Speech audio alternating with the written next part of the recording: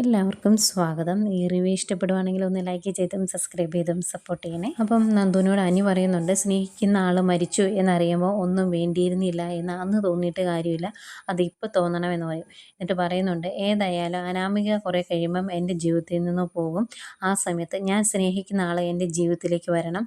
അതിനുവേണ്ടി ഞാൻ എന്തും ചെയ്യും. എന്നെ സ്നേഹിക്കുന്ന ഒരു മുഖം പോലും ഞാൻ മറക്കും. അതിൽ നിന്ന് ഞാൻ ഒരു ഇഞ്ച് പിന്നോട്ട് പോകില്ല എന്ന് അനി പറയുമ്പോൾ ചെറിയൊരു ടെൻഷനോടെയാണ് നന്ദു അത് കേട്ട് നിൽക്കുന്നത്. പിന്നെ കാണിക്കുന്നത് ദേവയാനിയും ഗോവിന്ദനെയും ഒക്കെയാണ്. ഗോവിന്ദൻ നയനയോടും ദേവയാനിയോടുമായിട്ട് പറയുവാണ്, എനിക്ക് രണ്ടുപേരോടും ഒരു കാര്യം പറയാനുണ്ട്. ഇനിയും ഇതിങ്ങനെ മറച്ചു വെച്ചാൽ ശരിയാകുകയില്ല. ആദർശമോന് എന്തോ അകൽച്ചയുണ്ട് നയനമോളോട്. അതുകൊണ്ട് തന്നെ വീട്ടിൽ ചെന്ന് കഴിയുമ്പോഴത്തേക്കും ഈ കാര്യങ്ങൾ മൊത്തം തുറന്നു പറയണം, അതായിരിക്കും നല്ലതെന്ന് പറയും. അന്നേരം കനകി അങ്ങോട്ട് വന്നിട്ട്, എനിക്കും ആ ഒരു അഭിപ്രായമാണ്. മോള് രഹസ്യമായിട്ടെങ്കിലും ആദർശമോനോട് ഈ കാര്യം പറയണമായിരുന്നു. അത് മറച്ചു വെക്കുന്നത് ശരിയല്ല. മോളത് തുറന്നു പറയണമെന്ന് പറയും. അന്നേരം ദേവയാനി പറയുന്നുണ്ട്, അതെനിക്കും മനസ്സിലായി. ഇനിയിപ്പം മറച്ചു വെച്ചിട്ട് കാര്യമൊന്നുമില്ല. ഞാനത് പറഞ്ഞു കഴിയുമ്പം എല്ലാവരും എന്നെ ചിലപ്പം കളിയാക്കുമായിരിക്കും. എങ്കിലും കുഴപ്പമില്ല, ആ കാര്യങ്ങളൊക്കെ തുറന്നു പറഞ്ഞു എന്ന് പറയും. അന്നേരം നവ്യ പറയുന്നുണ്ട്, ഇത് കേൾക്കുമ്പം ആദർശന് നല്ല സന്തോഷമായിരിക്കും. കാരണം ആദർശൻ അത്രത്തോളം ആഗ്രഹിക്കുന്നുണ്ട് നിങ്ങൾ രണ്ടുപേരുടെ പരസ്പരം സ്നേഹിച്ച് കഴിയാൻ. കള്ളത്തരം കാണിച്ചു എന്ന് അറിഞ്ഞിട്ടുണ്ടെങ്കിൽ മൂർത്തി മുത്തച്ഛനേക്കാൾ ദേഷ്യമായിരിക്കും ആദർശേട്ടന് എന്ന് പറയുമ്പം ദേവയാനി പറയുന്നുണ്ട്, അങ്ങനെയാണെങ്കിൽ അവൻ ഓപ്പറേഷൻ കഴിഞ്ഞ സമയത്ത് എന്നോടും കള്ളത്തരം പറഞ്ഞായിരുന്നല്ലോ. എനിക്ക് കരൾ തന്നത് ആരാണ് എന്ന് ചോദിച്ചപ്പോൾ വേറെ പെൺകുട്ടിയുടെ പേരല്ലേ അവൻ പറഞ്ഞത് എന്ന് ചോദിക്കും. അന്നേരം നവ്യ പറയും, അങ്ങനെയൊന്നുമല്ല നായന, ഇന്ന് പറഞ്ഞ ഒരു പെൺകുട്ടി തന്നെയാണ് കരൾ തന്നത് എന്നല്ലേ പറഞ്ഞിരുന്നത് എന്ന് ചോദിക്കുമ്പോൾ ദേവേനി പറയുന്നുണ്ട്, അതെൻ്റെ മരുമോളാണെന്ന് അവൻ എന്നോടും പറഞ്ഞില്ലായിരുന്നല്ലോ എന്നാണ് പറയുന്നത്. അന്നേരം നയന പറയുന്നുണ്ട്, എനിക്കതൊന്നും തുറന്നു പറയാത്തത് കൊണ്ട് ആകെ ഒരു വീർപ്പുമുട്ടലാണ്. ഇപ്പോഴാണെങ്കിൽ ഞങ്ങൾ രണ്ടുപേരും ഒരുമിച്ചാണ് ഓഫീസിലേക്ക് പോകുന്നത്. എപ്പോഴും ഞാനും ആദർശനും പരസ്പരം കാണുന്നത്. ആ സമയത്ത് അമ്മയുടെ ഫോൺ കോളൊക്കെ വരുമ്പോൾ ഭയങ്കര ടെൻഷനോട് കൂടിയാണ് ഞാൻ അത് അറ്റൻഡ് ചെയ്തുകൊണ്ടിരിക്കുന്നത്. അതിലിനിയിപ്പോൾ ആദർശന് എന്തെങ്കിലും സംശയം ഉണ്ടോയെന്നും എനിക്കറിയില്ല. അതുകൊണ്ട് ഇതൊന്ന് പറഞ്ഞായിരുന്നെങ്കിൽ എന്ന് ഞാൻ പലപ്പോഴും ആലോചിച്ചിട്ടുണ്ട്. അമ്മയ്ക്ക് സത്യം ചെയ്ത് തന്നതുകൊണ്ട് മാത്രമാണ് ഞാനിത് ആദർശേട്ടനോട് പറയാത്തത് എന്ന് പറയുമ്പം ദേവേനെ പറയുന്നുണ്ട്, അങ്ങനെയാണെങ്കിൽ എല്ലാം തുറന്നു പറഞ്ഞു, എനിക്ക് കുഴപ്പമൊന്നുമില്ല, എന്നെ നോക്കണ്ട, ധൈര്യമായിട്ട് പറഞ്ഞു എന്ന് പറയുമ്പോഴേക്കും എനിക്ക് ഭയങ്കര സന്തോഷം. ദേവേനെ അങ്ങ് കെട്ടിപ്പിടിക്കും. അന്നേരം ദേവേനെ, ആഹാ, ഇത് പറയാൻ വേണ്ടി വീർപ്പ് മുട്ടി നിൽക്കുമായിരുന്നു എന്ന് ചോദിക്കുമ്പോൾ, പിന്നെ അല്ലാണ്ട് ഞാൻ അമ്മയ്ക്ക് സത്യം ചെയ്ത് തന്നുകൊണ്ട് മാത്രമാണ് പറയാതിരുന്നത്. ഇനിയിപ്പം പറഞ്ഞു കഴിഞ്ഞാൽ ആ ടെൻഷൻ അങ്ങ് മാറുമല്ലോ എന്നിങ്ങനെ പറയുക നയന. അപ്പം എല്ലാം തുറന്നു പറയാൻ തീരുമാനിച്ചതിൻ്റെ സന്തോഷത്തിൽ നിൽക്കുന്നു എല്ലാവരും. പിന്നെ കാണിക്കുന്നത് നമ്മുടെ അനിയാണ്. അനി പറയുവാണ്, ശരിക്കും സിനിമയിലൊക്കെ നായകനും നായികയും പരസ്പരം അകന്നു പോകുമ്പോൾ, ട്രെയിനിൽ കയറി അകന്നു പോകുമ്പോൾ ഉണ്ടാകുന്നൊരു ഫീലിങ്സൊക്കെ കണ്ടിട്ടുണ്ട്. ഇന്ന് ഞാനത് അനുഭവിച്ചറിഞ്ഞു എന്ന് പറയും.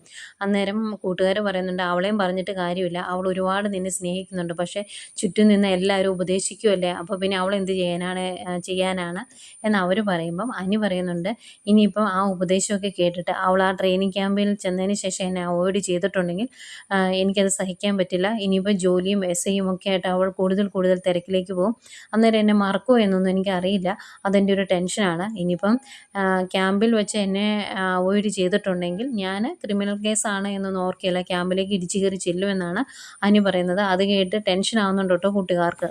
അങ്ങനെ നമ്മുടെ ദേവയാനി നയനയുടെ അടുത്ത് നിന്ന് യാത്ര പറഞ്ഞ് ഇറങ്ങുവാണ്. അന്നേരം പറയുന്നുണ്ട്, നിങ്ങൾക്ക് വിഷമമാകുമല്ലോ എന്നോർത്താണ് ഞാൻ എൻ്റെ മരുമോളെ കൂടെ കൊണ്ടുപോകാത്തത്. മോൾ അടുത്ത ദിവസം തന്നെ അങ്ങോട്ട് വന്നേക്കണം എന്നൊക്കെ പറയും. എന്നിട്ട് പറയുന്നുണ്ട്, എനിക്ക് ആകെ ടെൻഷനാണ്. അനി ഇവിടെ വന്ന് എന്നെ കണ്ടിട്ടാണ് പോയത്. ഞാൻ പറഞ്ഞതൊന്നും ചിലപ്പം അവൻ വിശ്വസിച്ച് കാണില്ല എന്ന് ദേവയാനി പറയുന്നുണ്ട്. അന്നേരം നയന പറയും, അതൊന്നും സാരമില്ല, ഇനിയിപ്പം എന്തെങ്കിലും സംശയം തോന്നിയാലും ഞാൻ അവിടെ വന്ന് കഴിയുമ്പോൾ എല്ലാം ആദർശനോട് തുറന്നു പറയുമല്ലോ, അന്നേരം എല്ലാം മാറും എന്നിങ്ങനെ പറയുമ്പം ദേവേനെ പറയുന്നുണ്ട്, അത്രയും സമയമൊന്നും വേണ്ടി വരില്ല, ചിലപ്പം ഞാൻ എന്തിനാണ് ഇവിടെ വന്നത് എന്നറിയാൻ വേണ്ടി ആദർശ് ഇങ്ങോട്ട് വിളിക്കുമായിരിക്കും എന്ന് പറയുമ്പം നയന പറയും, അത് ഞാൻ ആദർശനോട് നേരിട്ട് പറയുന്ന അമ്മേ നല്ലതെന്ന്. എന്നിട്ട് ബാക്കിയുള്ളവരും നേരത്തെ പോലെ തന്നെ നന്ദുവിനെ ഇനി ഉപദേശിക്കാൻ കിട്ടിയില്ലല്ലോ, അതുകൊണ്ട് അനിയനെ നന്നായിട്ട് ഉപദേശിക്കണം. അതുപോലെ അനാമിക കാരണമാണ് അനി നന്ദുവിലേക്ക് അടുക്കുന്നത് എന്നുള്ള കാര്യം കനകയും പറയുന്നുണ്ട് കേട്ടോ. ആ പെങ്കുച്ച് നേരാവണ്ണം അനിയെ സ്നേഹിക്കുമായിരുന്നെങ്കിൽ ഇത്രയും പ്രശ്നമില്ലായിരുന്നു എന്ന് കനകയും പറയുന്നുണ്ട്. ഏതായാലും എല്ലാവരോടും യാത്ര പറഞ്ഞ് ദേവേനെ അവിടെ നിന്ന് ഇറങ്ങുവാണ്.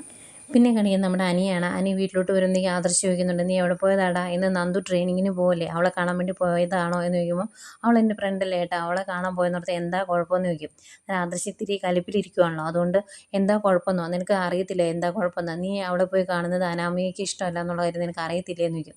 അന്നേരം അനി പറയുന്നുണ്ട്, അനി ഞാൻ പോയതുകൊണ്ട് ആർക്കും ഒരു നഷ്ടം ഉണ്ടായില്ലല്ലോ, നേട്ടം മാത്രമേ ഉണ്ടായുള്ളൂ എന്ന് പറയുമ്പോൾ എന്ത് നേട്ടം എനിക്ക് മനസ്സിലായില്ല എന്ന് പറയും. അന്നേരം അനി പറയുവാണ്, ഞാൻ അവിടെ ചെന്നപ്പം ആദർശേട്ടൻ അറിയുന്ന ഒരാൾ അവിടെ ഉണ്ടായിരുന്നു എന്ന് പറയും.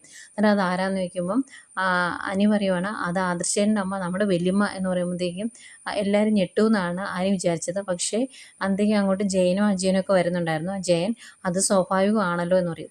അങ്ങനെ ഇതെന്താ നിങ്ങൾ ഇങ്ങനെയൊക്കെ സംസാരിക്കുന്നത്, ഇത്രയും നാളും വല്യമ്മയ്ക്ക് അവരോട് ദേഷ്യമല്ലായിരുന്നോ, എന്നിട്ട് അവിടെ പോയത് എന്താണ് എന്ന് നിങ്ങൾക്ക് സംശയമൊന്നും തോന്നിയില്ലേ? എനിക്ക് സംശയം തോന്നിയെന്ന് പറയും. അന്നേരം ജയൻ പറയുന്നുണ്ട്, എടാ അത് അങ്ങനെയൊക്കെ തന്നെ സംഭവിക്കുള്ളൂ, ഇപ്പോൾ അവർ തമ്മിൽ വലിയ പ്രശ്നങ്ങളില്ല, അവർ ഒന്നായി പരസ്പരം സ്നേഹിച്ചു തുടങ്ങിയെന്ന് പറയുമ്പോൾ ഇതെപ്പോഴാണ് സംഭവിച്ചേ, ഏതായാലും നല്ല കാര്യമാണല്ലോ നടന്നേ, അതിൻ്റെ ഒരു സമാധാനം ഇല്ലേ എന്ന് വയ്ക്കും. അന്നേരം ആദർശ് നല്ല കട്ടക്കലിപ്പിലാണ്. അത് നല്ല കാര്യമൊക്കെ തന്നെയാണ്, പക്ഷെ ആ കാര്യം എന്നോട് നയന മറച്ചു വെച്ചു, അതെനിക്ക് സഹിക്കാൻ പറ്റില്ല, അവൾക്ക് എന്നോട് പറയാമായിരുന്നല്ലോ, അത് ഞാൻ മറക്കില്ല എന്ന് പറയുവാണ്. പെട്ടെന്നൊന്നും എന്നെക്കൊണ്ട് മറക്കാൻ പറ്റില്ല എന്ന് പറയുവാണ്. അന്നേരം അനി പറയുന്നുണ്ട്, അത് നേരെ അങ്ങനെ ഒരു കാര്യം നടന്നപ്പം അത് രഹസ്യമായിട്ടെങ്കിലും ഏട്ടത്തിക്ക് ഏട്ടനോട് പറയാമായിരുന്നു എന്ന് പറയും. അന്നേക്കും അജയൻ അത് വിലക്കുന്നുണ്ട് അനിയെ, കാരണം ആദർശിൻ്റെ ദേഷ്യം കൂട്ടണ്ട എന്ന് കരുതി.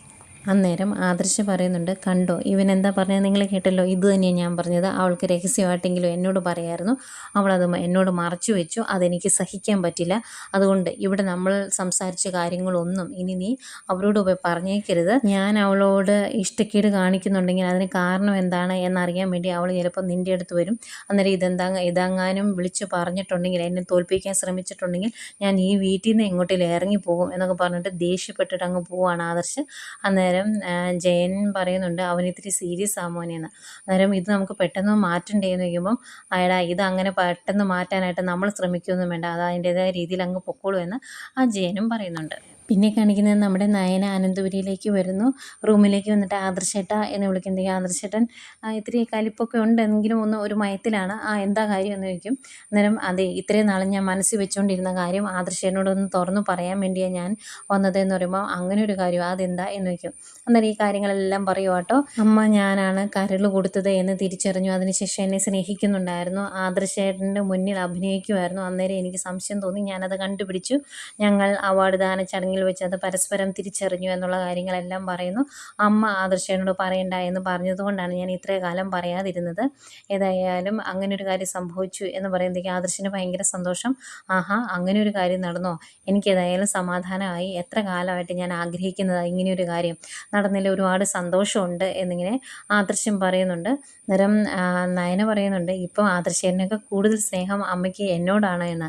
ഏതായാലും അതിൻ്റെ അകത്ത് കുശുമ്പൊന്നും ഇല്ലാതെ ആദർശ് നയനയെ ചേർത്ത് കെട്ടിപ്പിടിക്കുന്നു. ഇത്രയും പറഞ്ഞ കാര്യങ്ങൾ നയന വീട്ടിലിരുന്ന് ഓർത്താട്ടോ ഇവിടെ വന്ന് ആദർശിനോട് പറയുന്നത്. ഈ ആദർശ പിണക്കമൊക്കെ മറന്ന് അങ്ങ് ഓടിപ്പോയി കെട്ടിപ്പിടിക്കുമെന്നാണ് മോളുടെ വിചാരം. പക്ഷേ ആദർശ് കട്ടക്കലിപ്പിലാണ് എന്ന് അറിയത്തില്ലല്ലോ. ഇത്രയൊക്കെ കാണിച്ചുകൊണ്ട് ഇന്നത്തെ എപ്പിസോഡ് അവസാനം.